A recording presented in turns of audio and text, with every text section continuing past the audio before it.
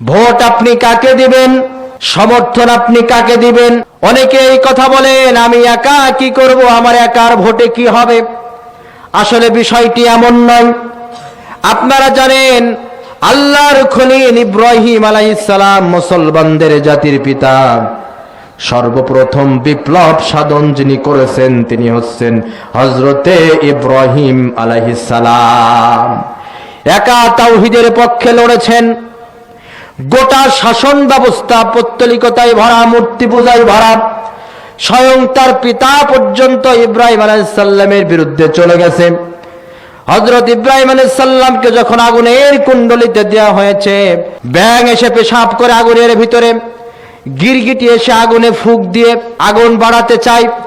আপনাদের কাছে শিক্ষা দিয়ে যেতে চাই, আপনারা বলেন তো ব্যাঙের পেশাবে কি আগুন নিভবে নাকি?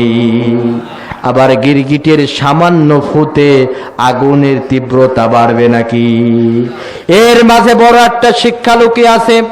ব্যাঙ বোঝাতে চাই আমার সামান্য পেশাবে এই দাউ দাউ করে 40 দিনের জ্বলন্ত আগুনের কিছুই নেভবে না, তীব্রতা কমবে না। আমি বোঝাতে চাই আল্লাহর খলিল ইব্রাহিমের পক্ষে আমি আছি, আর স্বৈরা শাসক নমরুদের বিরুদ্ধে সামান্য ছিটে ফোটা পেশাব দেয়া হলেও হুজুরের পক্ষে আছি, স্বৈরা শাসক নমরুদের বিরুদ্ধে আমি আছি।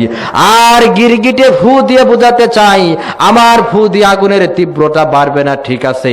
আমি বোঝাতে চাই এই মৌলভী হুজুর ইব্রাহিমের বিরুদ্ধে আর স্বৈরা শাসক নমরুদের পক্ষে আমি আছি।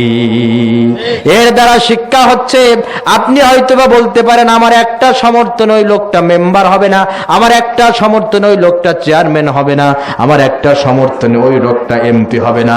আসলে বিষয়টা এমন নয়। সমর্থন একটা হলেও ওই লোকটা ক্ষমতায় যাইতে পারুক বা না পারুক, একটা হলেও সমর্থনটা ইসলামের পক্ষে আছে কিনা এটাই হচ্ছে ঈমানের পরিচয়। আল্লাহ তাআলা আমাদের সকলকে বোঝার তৌফিক দিক। জোরে বলেন আমিন।